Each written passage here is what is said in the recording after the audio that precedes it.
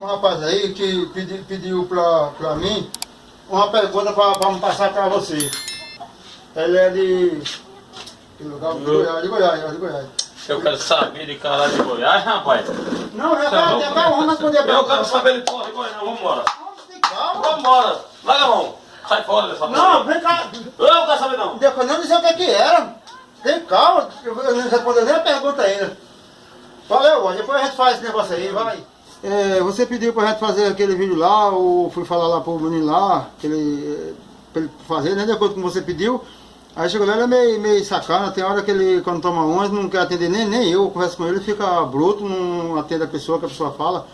É tipo assim, fica tipo bruto, aí não tem como a gente conversar, mas depois eu converso com ele aí, eu digo a ele que quando chegar outro de outras pessoas também, a gente conversa. Depois também eu posso também fazer pra você outro vídeo aí, você manda outro negócio aí que a gente faz o vídeo pra você. Então assim, galera, o vídeo que você pediu, ele não, eu queria que ele fizesse, mas que ele é muito ignorante, não deu certo, então eu vou fazer. O vídeo é o seguinte, o que ele pediu, quanto que você pediu aí, é para atravessar uma onça, um bode e um feixe de capim.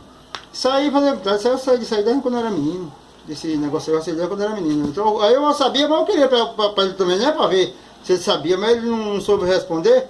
Então eu vou fazer essa travessia para você e para o mundo ficar sabendo aí dessa travessia.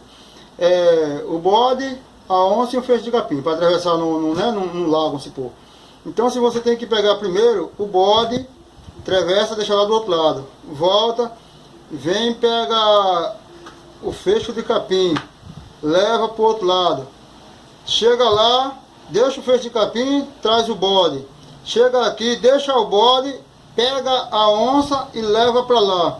Como a onça ficou lá com o feixe de capim, aí você volta e vem pegar o bode. Então tá aí, ó, feita a travessia. É isso aí, meu amigo. Pode mandar mais perguntas para nós aí, você de qualquer canto aí, que a gente tá pronto aí para estudar a pergunta e destrinchar para vocês. É isso aí.